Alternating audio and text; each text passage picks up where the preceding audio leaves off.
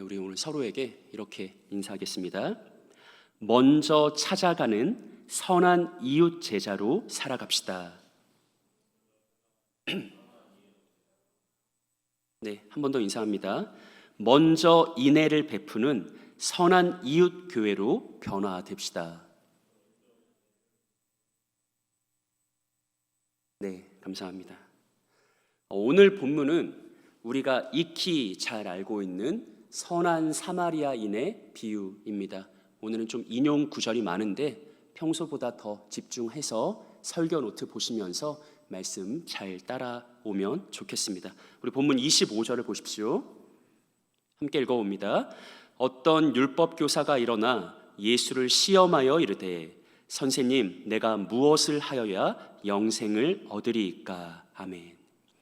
예수님을 시험하고자 했던 한 율법 교사가 일어나서 질문합니다. 선생님, 내가 무엇을 하여야 영생을 얻으리이까? 예수님은 율법 교사의 질문에 바로 답하기보다 먼저는 율법이 뭐라고 말하고 있는가라고 율법 교사에게 역으로 되물어 보십니다. 그게 26절이죠. 예수께서 이르시되 율법에 무엇이라 기록되었으며 내가 어떻게 읽느냐? 이런 예수님의 역질문에 율법 교사는 과연 율법 교사답게 신명기와 레위기 말씀을 인용해서 하나님이 율법을 통해 요구하신 것이 무엇인가를 정확하게 답변합니다. 우리 본문 27절 함께 읽어봅니다. 대답하여 이르되 내 마음을 다하며 목숨을 다하며 힘을 다하며 뜻을 다하여 주 너의 하나님을 사랑하고 또한 내 이웃을 내 자신같이 사랑하라 하였나이다. 아멘. 선생님, 내가 무엇을 하면 영생을 얻을 수 있겠습니까? 예수님의 대답은 뭐예요? 율법이 뭐라고 말하느냐? 그러니까 율법 교사가 정확하게 말하죠. 마음을 다하고 목숨을 다하고 힘을 다하고 뜻을 다해서 가장 먼저는 주 너의 하나님을 사랑하고 또 그와 같이 그와 동일하게 이웃을 내 몸과 같이 내 자신같이 사랑하라 말씀했습니다 라고 대답하자 예수님이 그의 대답이 옳다고 인정하시며 내가 아는 그대로 행하면 된다라고 말씀하시죠. 28절입니다. 예수께서 이르시되 내 대답이 옳도다 이를 행하라 그러면 살리라. 무슨 말이에요? 영생을 얻으리라 라고 말하죠. 여러분, 만약 예수님과 율법 교사의 대화가 여기서 끝났다면 오늘 본문인 선한 사마리아인의 비유는 등장하지 않았을 것입니다. 하지만 성경은 율법 교사가 대화를 여기서 끝내지 않고 예수님 앞에서 자기를 옳게 드러내려고 마지막으로 또 한 가지 질문을 덧붙였다고 말합니다. 그게 29절입니다. 합독합니다. 그 사람이 자기를 옳게 보이려고 예수께 여짜오되 그러면 내 이웃이 누구니까? 마지막으로 율법 교사가 예수님께 뭐라고 물어봅니까? 그러면 내 이웃이 누구니까? 예수님은 바로 이 질문에 답하기 위해서 우리가 잘 알고 있는 선한 사마리아인의 비유를 말씀하신 것이죠. 비유의 내용은 간단히 말하면 이렇습니다. 어떤 사람이 예루살렘에서 여리고로 내려가다가 강도를 만났습니다. 강도들을 만났습니다. 강도들은 그의 옷을 벗기고 거의 죽을 때까지 때린 다음에 길에 버려두고 갔습니다. 그때 마침 한 제사장이 길을 내려가다가 강도 만난 사람을 발견하죠. 하지만 제사장은 죽어가는 그 사람을 외면하고 그 사람을 피해서 자기 갈 길을 내려갑니다. 그 다음에는 누가 등장합니까? 레위인이 나타나죠. 하지만 그 레위인 역시 앞선 제사장과 동일하게 강도 만난 사람을 피해서 자기 갈 길을 갔습니다. 자, 여기서 잠시 여러분들, 예수님의 이야기, 예수님의 비유를 듣는 당시 이스라엘 백성들 청중의 입장에서 한번 생각해 보시기 바랍니다. 아마도 이스라엘 백성들은 거룩하게 구별된 제사장과 여호와의 성전을 섬기는 레위인이 강도 만나 거의 죽어가는 사람을 모른 척했다, 외면했다, 피하고 그냥 지나갔다라는 사실에 적잖은 충격을 받았을 것이에요. 그리고 그들은 생각했겠죠. 아니, 제사장도 외면하고 레위인도 피해가며 누가 그 사람을 도와줄까라고 생각했겠죠. 그리고 자연스러운 의식의 흐름은 어떤 결론으로 가냐면, 제사장 레위인이 나타났으니까 다음은 평범한 유대인이 나타나서 그를 도와주겠구나라고 아마 기대했을 것입니다. 그런데 예수님은 그런 청중의 예상을 충격적인 반전으로 뒤엎어버립니다. 놀랍게도 제사장과 레위인의 뒤를 이어서 등장한 사람은 평범한 유대인이 아니요, 그들이 생각지도 못했던 사마리아인이었기 때문이죠. 제가 본문 33절로 35절 말씀 읽어드리겠습니다. 어떤 사마리아 사람은 여행하는 중 거기 이르러 그를 보고 불쌍히 여겨 가까이 가서 기름과 포도주를 그 상처에 붓고 싸매고 자기 짐승에 태워 주막으로 데리고 가서 돌보아 주니라. 그 이튿날 그가 주막 주인에게 데나리온 2를 내어주며 이르되 이 사람을 돌보아 주라. 비용이 더 들면 내가 돌아올 때에 갚으리라 하였으니 아멘. 여러분, 유다 백성과 사마리아인들의 관계는 쉽게 말하면 6.25 전쟁 직후 남북한의 관계와 동일합니다. 유대인들은 사마리아인이 같은 이스라엘 형제임에도 불구하고 그러나 그들은 부정한 이방의 피가 섞인 율법의 배교자다라고 생각했습니다. 그래서 유대인들은 사마리아인을 이방인으로 취급했습니다. 유대인은 사마리아인과 상종하지 않았습니다. 유대인과 사마리아는 서로 간에 오직 적개심과 적대심만을 가지고 있었습니다. 그런데 오늘 본문에서 예수님은 율법교사가 내 이웃이 누굽니까? 라고 묻자 그에 대한 한 가지 비유를 말씀하시면서 강도 만나 거의 죽어가는 그 사람을 발견하고 그를 불쌍히 여기고 그에게 자비를 베풀고 인애를 베푸는, 즉 진정한 이웃사랑을 성취한 그 사람이 누구냐? 제사장이 아니었다. 레위인도 아니었다. 그리고 너희의 기대처럼 평범한 유대인도 아니었다. 그는 누구였는가? 너희가 이방인이라 부정하는 그 사마리아인이었다라고 말씀하시는 거죠. 여러분, 사마리아인은 제사장과 레위인이 외면하고 회피했던 강도 만난 사람을 불쌍히 여기고 그에게 가까이 나가 기름과 포도주를 상처에 붓고 싸맸으며 자기 짐승에 태워 주막으로 데려가서 돌보아 주었고, 그 다음날 자기는 바쁜 일정이 있어서 주막을 떠나갔지만 주인에게 돈을 주면서 얼마든지 내가 추후에 비용을 더 줄 테니 이 사람을 끝까지 돌보아 달라라고 확신 있게 말했습니다. 바로 여기까지 말씀하신 다음에 예수님이 율법교사에게 다시 이렇게 질문하시는 것이죠. 36절을 보십시오. 내 생각에는 이 세 사람 중에 누가 강도 만난 자의 이웃이 되겠느냐. 아멘. 여러분, 예수님의 비유는 율법교사만이 아니라 전체 유대 청중을 침울하게 만들었습니다. 평소 유대인들은 자신이 하나님께 택함받은 선민이라는 것을 매우 자랑스럽게 여겼죠. 한 걸음 더 나아가서 율법교사는 자기 자신이 율법의 담지자요 수호자라는 것에 드높은 영적 프라이드를 가지고 있었습니다. 그런데 예수님이 비유를 통해서 제사장도 외면하고 레위인도 회피한 그 이웃사랑의 계명과 이웃사랑의 율법을, 그러나 그들이 생각지도 못했던 부정한 사마리아인이 실천했다고 하자.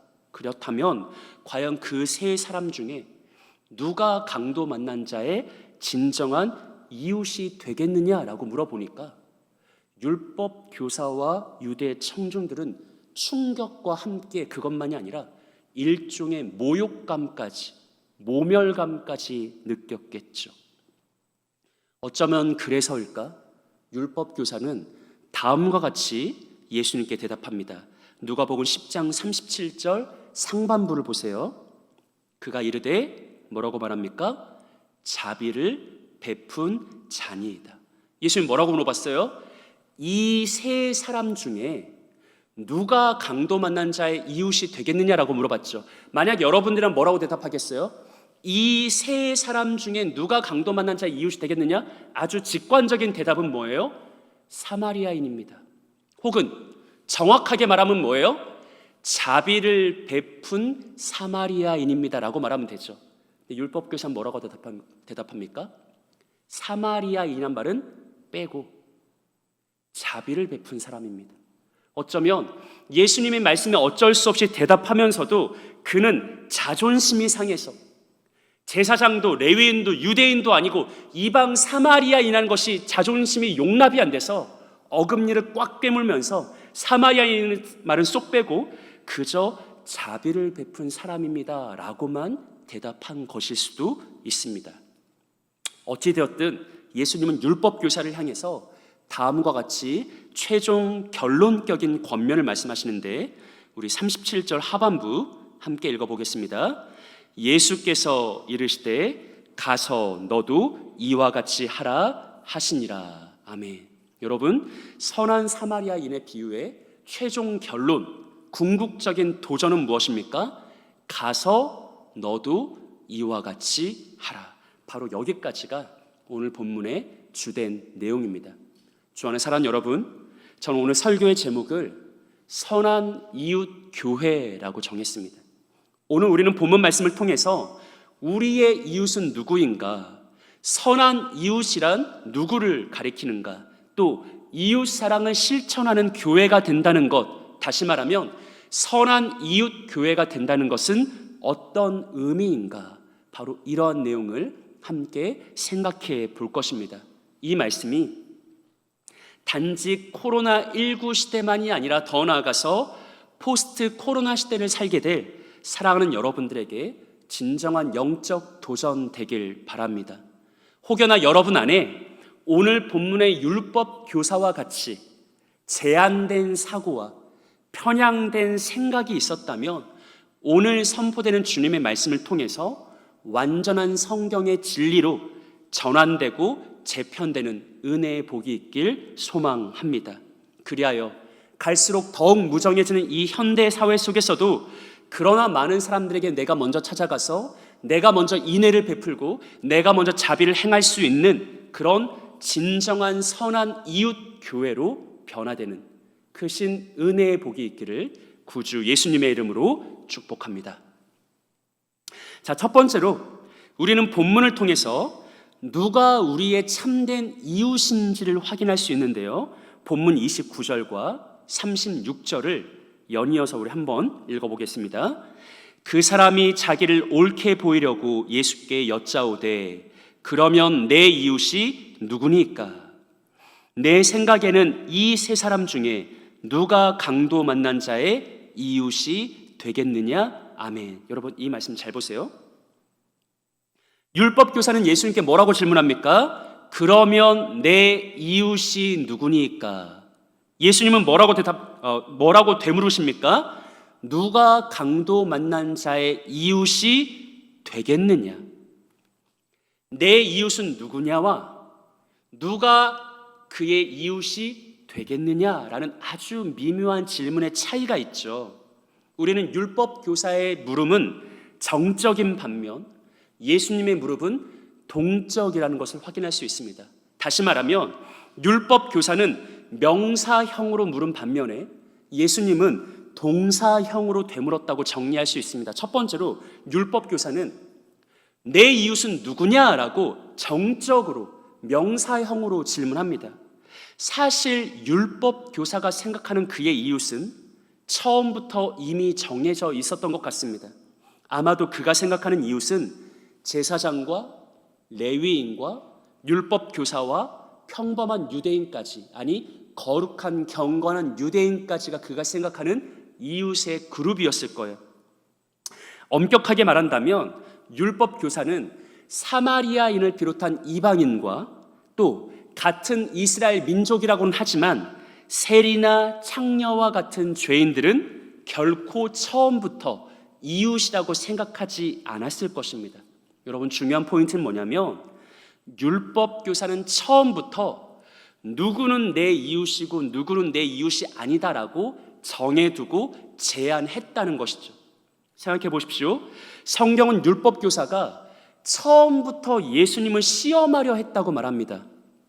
그리고 율법 교사는 예수님 앞에서 자기의 옳음을 드러내 보이고자 했습니다. 그래서 물은 질문이 누가 내 이웃입니까? 라는 이런 정적인 질문이에요. 여러분, 어쩌면, 아니 상당히 높은 개연성으로 율법 교사는 평소에 예수님이 세리 및 죄인들과 창기들과 함께 어울리며 식사 교제 나누는 것을 못마땅하게 여겼을 수 있습니다. 그가 생각하기에 사마리아인, 이방인, 세리, 창기, 죄인들은 결코 이웃이라고 할 수 없었기 때문이죠. 그래서 율법 교사는 예수님의 입으로부터 누가 내 이웃입니까? 라는 그 질문에 대한 답을 확인하고 싶었어요. 만약 예수님이 세리도 너의 이웃이다, 창기도 너의 이웃이다 라고 말하면 율법 교사는 너 잘 걸렸다 하면서 예수님을 거세게 비난하고 공격했을 것입니다. 그런데 예수님은 누구는 내 이웃이고 누구는 내 이웃이 아니다, 이런 식으로 정적으로 대답하지 않고 그가 생각지도 못했던 방식으로 누가 이웃이 될 수 있겠느냐라고 물어보십니다. 명사형이 아니라 동사형으로, 정적인 것이 아니라 동적인 것으로 물어보죠. 그리고 예수님의 물음에서 가장 중요한 것은 무엇입니까? 여러분, 참된 이웃이란 그가 어떤 신분인가, 어디 소속인가, 이런 걸로 결정되는 것이 아니라 예수님의 질문을 잘 보면 오직 한 가지로 결정되는 거래요. 그가 어떻게 행했는가. 소속과 신분으로 내 이웃이 결정되는 게 아니라 행함과 행실로 결정된대요. 누가 이 강도 만난 사람의 이웃이 될 수 있겠느냐라고 물어보신 거죠. 이에 대한 율법 교사의 대답이 어떠합니까? 37절 상반부를 보시면 이르되 자비를 뭐한 자다? 베푼 자다. 예수님의 물음 그대로죠.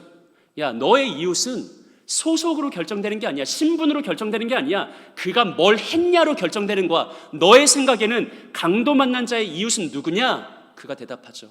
그에게 뭐를 베푼 사람이다? 자비를 베푼 사람이다 라고 대답합니다. 주 안의 사랑 여러분, 우리가 지금 생각하는 것보다 사실 오늘 본문에서 예수님이 율법 교사에게 하신 말씀은 엄청난 도전이었습니다. 이전에 율법 교사는 누가 내 이웃이냐, 그것을 미리 규정하고 확실하게 한계 지었습니다. 그가 생각하기에 자기 이웃은 제사장, 레위인, 율법 교사, 그리고 경건한 유대인, 여기까지가 이웃의 범주였어요. 하지만 예수님은 그에게 완전한 사고의 전향을 요구하시죠. 누가 내 이웃인가는 처음부터 정해진 게 아니야. 이웃은 소속과 신분으로 정해지는 게 아니야. 오직 이웃은 행함과 행실로 결정되는 거야.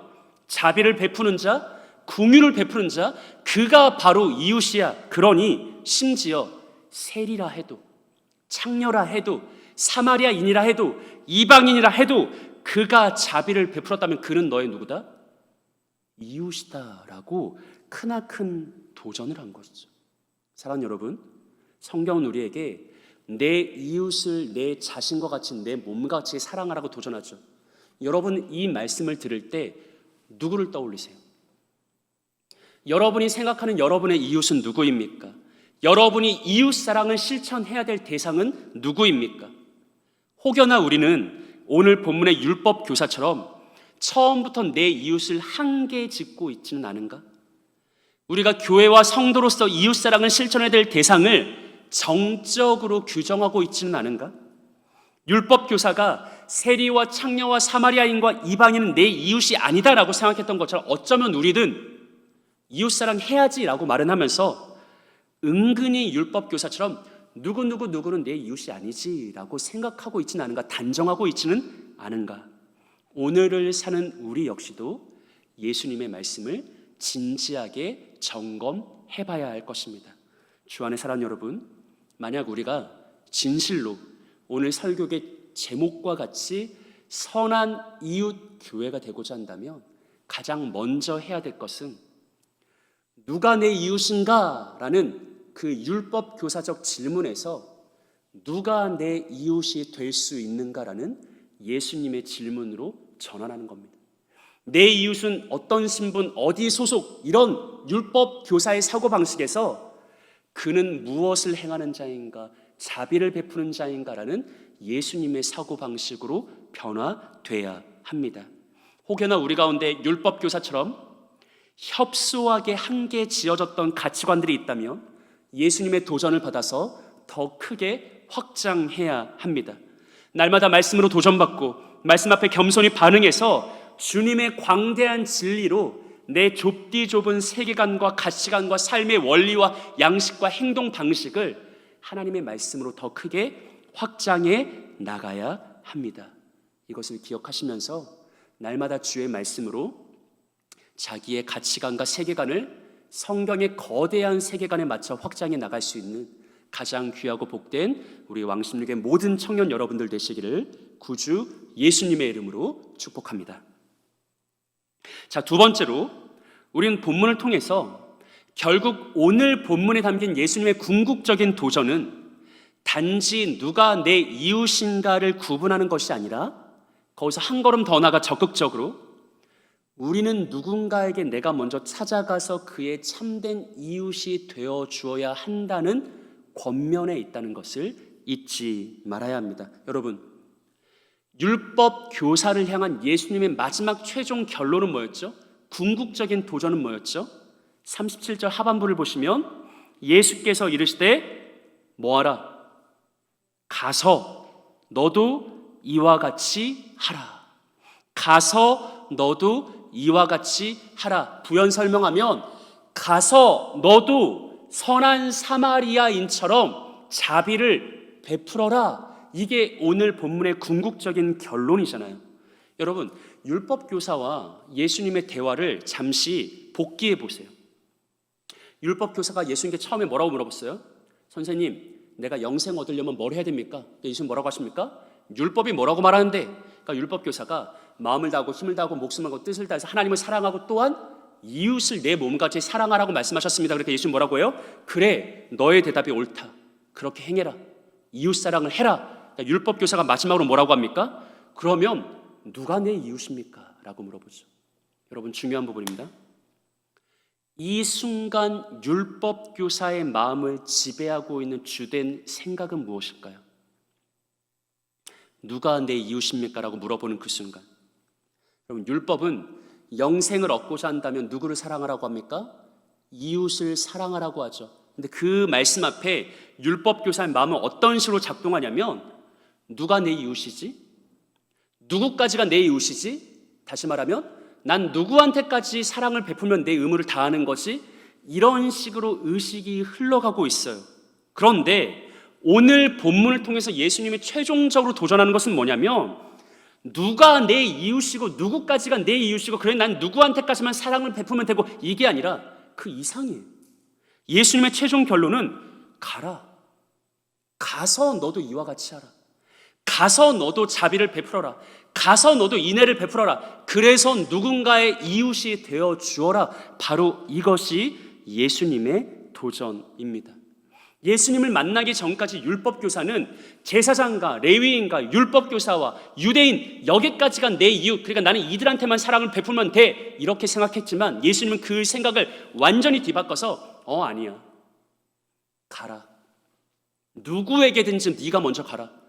그래서 누구에게든지 그게 세리든 창년이든 창녀든 죄인이든 이방인이든 사마리아인이든 그것과는 상관없이 너가 먼저 찾아가서 너가 먼저 인애를 베풀고 너가 먼저 자비를 행하면 그 사람이 너의 이웃 되고 너가 그 사람에게 이웃 되어 주는 거다라고 결론 내리는 것이죠.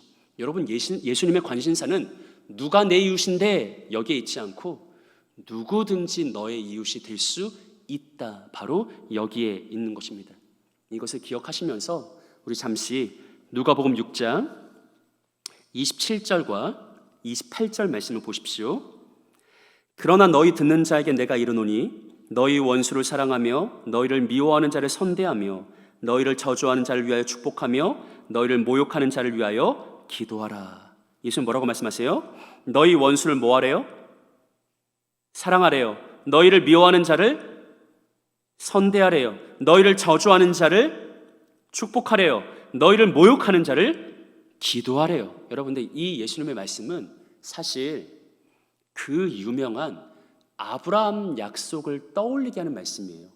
우리 잠시 창세기 12장 3절 상반부 보시겠습니까? 함께 읽어볼게요. 너를 축복하는 자에게는 내가 복을 내리고 너를 저주하는 자에게는 내가 저주하리라. 하리니. 아멘. 자, 여러분 보세요. 아브라함 약속, 다르게 말하면 사실상 구약시대 전체의 행동 원리, 그게 뭐냐면 너를 축복하는 자에게는 뭐한다? 복을 내린다. 너를 저주하는 자에게는 뭐한다? 저주한다. 여러분, 이게 사실은 예수님이 오시기 이전까지 구약시대 전체의 행동 원리였어요. 그 시대의 당연한 세계관이었어요.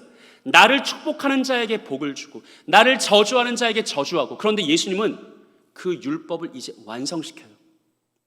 구약시대 때 부족했던 불완전했던 그 율법을 이제 메시아 그리스도이신 예수께서 완성시켜요. 뭐라고 완성시켜요? 너를 저주하는 자를 축복해라. 너를 모욕하는 자를 위해서 기도해라. 심지어 너의 원수를 사랑해라. 여러분, 이것은 정말 그 당시 유대인들의 입장에서는 받아들일 수가 없는 너무나 충격적인 혁명과도 같은 말이었죠. 분명히 구약에서 하나님은 아브라함에게 너를 축복하는 자에게 복을 내리고 너를 저주하는 자에게 저주하겠다라고 말씀하셨는데, 예수님은 거기서 완전히 뒤바꿔서 너를 저주하는 자를 축복해라, 너를 모욕하는 자를 위해서 기도해라 라고 도전하고 있다라는 것이죠. 이것을 기억하시면서 한 번 더 우리 누가복음 6장 32절과 33절 말씀도 함께 읽어보겠습니다. 너희가 만일 너희를 사랑하는 자만을 사랑하면 칭찬받을 것이 무엇이냐? 죄인들도 사랑하는 자를 사랑하느니라. 너희가 만일 선대하는 자만을 선대하면 칭찬받을 것이 무엇이냐? 죄인들도 이렇게 하느니라. 아멘. 예수님이 방금 말했던 이전 구약시대 때의 당연한 세계관과 행동 원리를 말해요. 그건 뭐냐면 나를 사랑하는 자를 난 사랑해. 나한테 잘해주는 사람한테 나도 잘해줘. 나를 선대하는 자에게 선대해. 예수님은 그 구약적 사고방식과 율법적 행동 원리를 완전히 뒤바꿔버리죠. 여러분, 이전에는 나를 사랑하는 자만 사랑하고 나를 선대하는 자만 선대해도 괜찮았어요. 아무런 문제가 되지 않았어요. 이전에는 나를 축복하는 자를 축복하고 나를 저주하는 자를 저주해도 아무런 문제가 되지 않았어요. 그게 당연했어요. 그런데 이제는 달라요. 이제는 예수님이 그들의 당연했던 세계관을 완전히 뒤바꿔버려요. 그들의 가치관을 완전히 전복시킵니다. 이제 예수님은 너를 저주하는 자를 위해서 도리어 축복하고 너를 모욕하는 자를 위해서 도리어 기도하고 심지어 너의 원수까지도 사랑하고 너를 미워하는 자를 선대하는 삶을 살아가라라고 말해요. 오늘 우리의 용어대로 하면 누가 내 이웃인데 나 누구까지 사랑하면 되는데 이런 사고방식이 아니라 그게 누구든 먼저 찾아가라. 그게 누구든 먼저 자비를 베풀어라. 그게 누구든 먼저 인애를 베풀어라. 그래서 너가 먼저 참된 이웃이 되어주라라는 예수님의 말씀인 것이죠. 예수님은 진정한 선한 이웃 교회란 누구인가? 세리와 창녀들에게도 찾아가고 사마리아인과 이방인에게도 찾아가서 그들에게 먼저 자비를 베풀고 인애를 베풀고 그들의 먼저 이웃이 되어주는 공동체라고 말씀하십니다. 여러분, 이 말씀이 어떻게 느껴집니까? 당장 오늘부터 순종할 수 있겠습니까? 너무 어려운 말씀이죠. 예수님의 말씀은 순종할 엄두조차 나지 않는 드높은 진리입니다. 제사장, 레위인, 유대인 이렇게만 내 이웃이라고 규정하고 그들만 사랑하는 것도 사실 힘든 일이죠. 나를 사랑하지 않고 나를 선대하지 않는데 도리어 나를 저주하기까지 하는데 그런 사람에게 먼저 찾아가서 그들이 바라지도 않고 구하지도 않은 인애와 자비와 긍휼을 내가 먼저 베푼다? 도무지 나의 본성과는 어울리지 않는 일이죠. 우리는 어떻게 예수님의 말씀을 지켜 행할 수 있겠습니까? 어떻게 예수님 말씀하시는 그 선한 사마리아인처럼 선한 이웃 교회로 살아갈 수 있겠습니까? 암담함이 올라옵니다. 답답함이 솟구쳐 오르죠. 여러분, 그게 당연한 겁니다. 그런데 여러분, 이렇게 생각해 보세요. 이렇게 생각해 보세요. 만약 우리가 오늘 예수님이 도전하신 진정한 선한 이웃 교회 그 모습을 반에 반만이라도 실천한다면, 이전 율법 교사의 사고방식에서 벗어나서 예수님이 말씀하시는 진짜 선한 이웃 교회로 조금이나마 흉내라도 낸다면, 나를 좋아하는 사람들만 좋아하고 내게 잘해주는 사람에게는 잘하고 나랑 잘 맞고 잘 통하고 친절하고 본래부터 사랑스러운 사람들만 사랑하는 그런 것이 아니라 율법 교사가 그토록 멀리했던 세리와 창녀와 사마리아인과 이방인들에게 먼저 찾아가서 주의 몸된 교회로서 내가 먼저 인애를 베풀고 내가 먼저 자비를 행하는 그런 선한 이웃 교회 모습을 반에 반만이라도 행한다면, 흉내라도 낸다면, 여러분 그렇게 살아간다면 이 땅에서 교회는 어떻게 인식될까요? 이 땅에서 교회는 어떻게 이해될까요? 주 안에 사랑하는 여러분, 코로나19 시대를 살고 있지만 우리는 곧 포스트 코로나 시대로 넘어갈 것이고, 그렇게 되면 기독교 혐오는 점점 더 심해질 것입니다. 지난 6월에 M브레인 트렌드 모니터에서 종교에 대한 대국민 인식 조사를 실시했습니다. 여러분, 9월달 조사도 아니고 이미 석 달 전에 한 6월달의 설문조사 통계 자료예요. 그걸 염두에 두시고 들으세요. 첫 번째, 불교하면 어떤 이미지가 떠오르는가? 온화한 40.9%, 절제하는 32%, 따뜻한 27.6%, 그 외에 윤리적인 착한 신중한의 이미지가 있고, 부정적인 것으로는 고지식해 보인다가 12.8%가 불교예요. 두 번째, 천주교, 온화한 34.1%, 따뜻한 29.7%, 윤리적인 23%, 그 외에 깨끗한 가족적인 착한, 이런 이미지가 천주교의 이미지입니다. 그럼 여러분, 이 시대 속에서, 세상 속에서, 사람들의 인식 속에서 우리 개신교는 어떻게 이해되고 있을까요? 처참합니다. 거리를 두고 싶은 32.2%, 이중적인 30.3%, 사기꾼 같은 29.1%, 이기적인 27.3%, 배타적인 23%, 부패한 22.1%.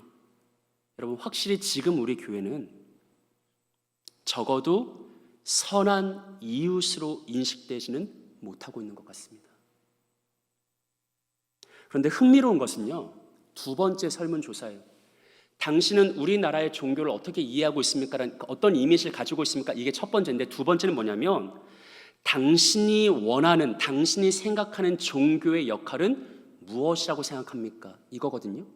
그냥 결론적으로 말하면 여러분, 사람들은 여전히 교회가 자기들의 선한 이웃 되기를 원합니다.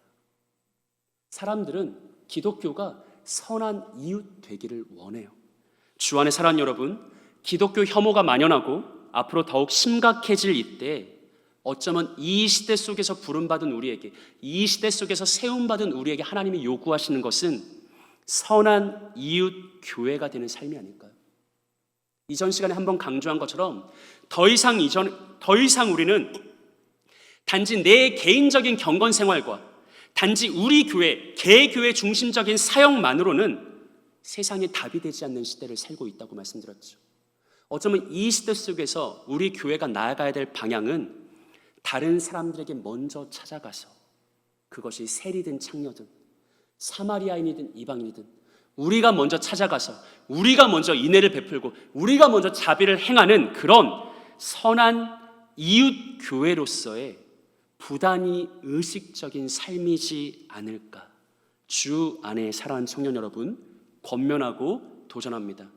여러분 현재 어떤 기도를 하고 있는지 모르겠어요. 그런데 여러분, 단지 코로나 이전으로 돌아가게 해주세요라고 기도하지 않았으면 좋겠습니다. 오해하지 말고 잘 들으세요. 코로나 이전으로 돌아갈 수 없다는 게 아니라, 코로나 이전으로 돌아가지 말자는 것도 아니라, 단지 우리의 기도가 단순하게 코로나 이전으로 돌아갔으면 좋겠다라고 기도하지 않았으면 좋겠다는 거예요. 저는 우리의 기도가 더 발전하길 원합니다. 그냥 옛날이 참 좋았는데 옛날로 돌아갔으면 좋겠다, 이런 기도가 아니라 여러분, 코로나 이전에는 우리가 미처 인식하지 못했던, 그전에 우리가 미처 잘 행하지 못했던 진짜 교회의 모습, 오늘 본문이 도전하는 선한 이웃 교회의 모습을 우리가 회복하길 원합니다. 그 모습으로 변화되길 원합니다. 이전에 부족했던 것을 보완하고 발전하고 성장하고 성숙하는 그런 진일보가 우리 가운데 있길 원합니다라는 기도를 해야 되지 않을까요, 여러분? 그게 이 시대 속에서 교회의 올바른 진정한 기도이지 않을까요? 단지 코로나19 이전으로 돌아가게 해주세요라는 기도보다 우리가 이전에 잘 행하지 못했던 것을 극복하고 발전하는 모습이 되게 해주세요가 어쩌면 이 시대를 살아가는 우리들에게 하나님이 요구하시는 진정한 소망과 비전이 아니겠습니까? 사랑하는 여러분, 우리 왕십리교회 외벽을 보면 엄청나게 큰 대형 현수막이 있습니다. 그 중앙 현관 바로 옆에 있죠. 여러분은 교회를 왔다 갔다 하면서 분명히 보셨을 터인데, 그 대형 현수막의 맨 아래 보면 제 눈길을 끄는 한 가지 문구가 있습니다. 우리가 대형 현수막을 분기마다 교체하는데 우리 교회가 하는 주력 사역을 그리고 사업을 거기다 쭉 광고를 하고요, 홍보를 하고, 맨 마지막 대형 현수막의 밑칸에 뭐라고 되어 있냐면 당신의 가장 가까운 이웃 왕십리교회라고 되어 있습니다. 여러분, 우리 왕십리교회가 정말로 당신의 가장 가까운 이웃이 되고, 당신의 가장 좋은 이웃이 되고, 당신의 가장 선한 이웃 교회 되길 바랍니다. 크든 작든 먼저 찾아가는 교회 되길 원하고, 먼저 인애를 베푸는 교회 되길 원하고, 먼저 자비를 행하는 그런 선한 이웃 교회 되길 바랍니다. 이것을 소망하시면서 여러분도 각자의 삶의 자리에서 누군가의 선한 이웃으로 살아가시고, 우리 교회가 정말 누군가의 가까운 선한 좋은 이웃 교회로 변화될 수 있도록 날마다 소망 가운데 기도할 수 있는 가장 귀하고 복된 우리 왕십리교회 모든 청년 여러분들 되시기를 구주 예수님의 이름으로 축복합니다. 아멘. 우리 지금 함께 찬양하고 기도하겠습니다.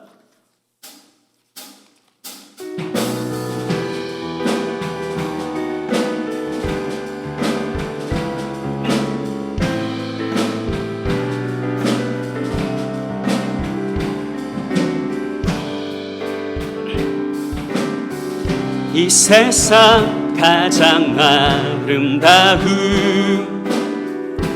순종의 눈물,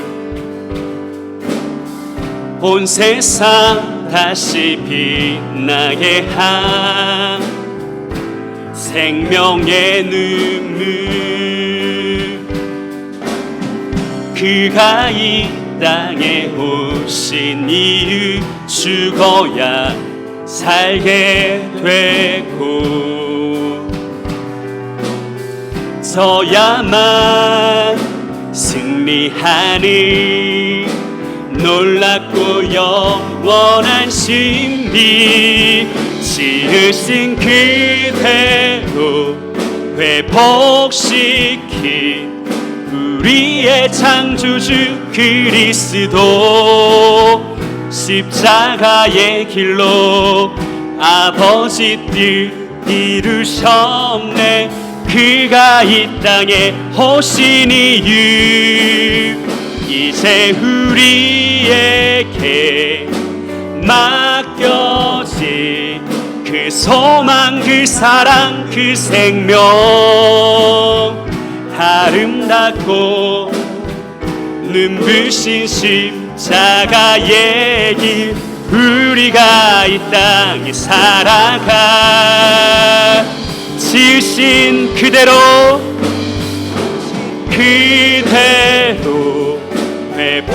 회복시킨 우리의 창조주 그리스도, 십자가의 길로 아버지 뜻 이루셨네.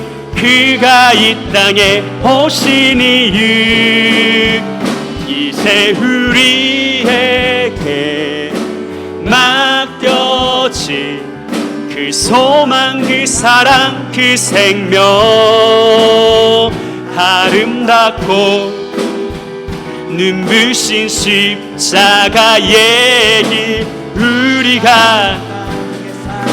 우리 마지막으로 이제 우리에게 맡겨진, 이제 우리에게 맡겨진 그 소망, 그 사랑, 그 생명,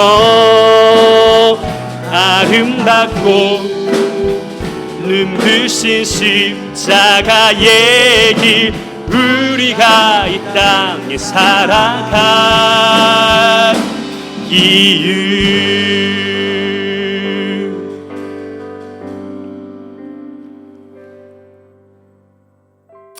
함께 기도하길 원합니다.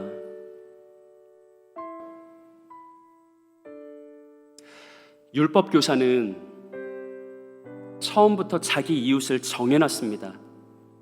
누가 내 이웃인데, 누구까지가 내 이웃인데 난 누구까지 사랑하면 되는 건데, 이런 의식이 그에게 있었죠.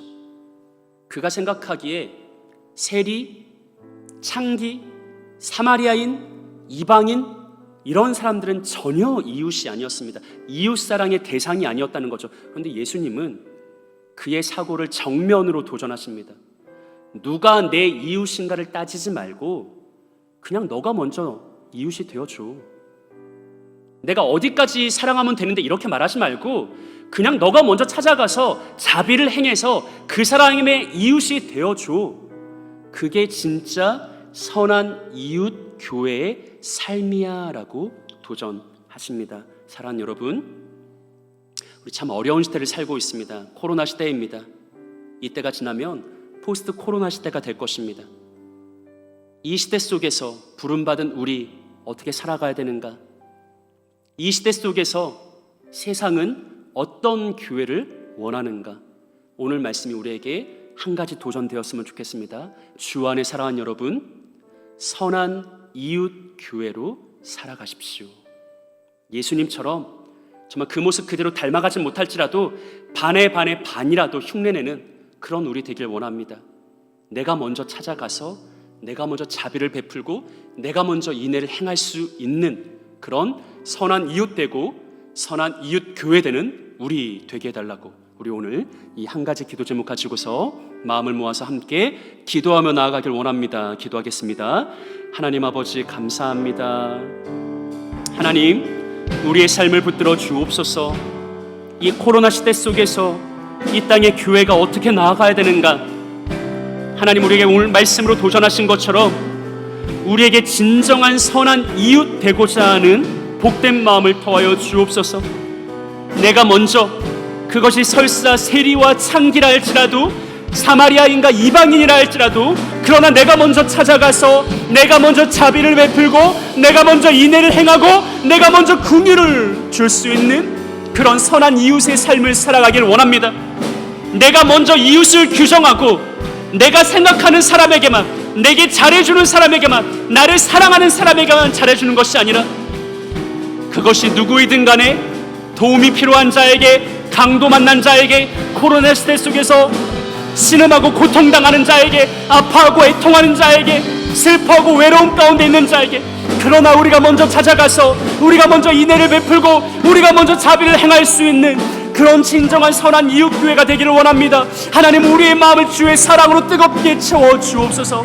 이 시대 속에서, 이 말세의 현대사회 속에서 그러나 우리는 따스한 주의 제자로 살아가기를 원하오며 사랑 넘치는 주의 공동체 되기를 원하오니, 하나님, 우리의 삶 가운데 찾아오사 우리의 마음을 붙들어 주옵시고 우리의 마음을 지켜 주옵시고 우리 가운데 주의 역사를 행하여 주옵소서. 하나님, 이 시간 간절히 한 마음으로 기도하고 있는 사랑하는 우리 모든 청년들을 붙들어 주옵시고 그네들의 심령을 하나님의 영으로 충만하게 채워 주사 우리 모두가 각자의 삶의 자리에서 누군가의 선한 이웃으로 살아갈 수 있도록 은혜 더하여 주옵소서. 하나님, 붙들어 주옵소서.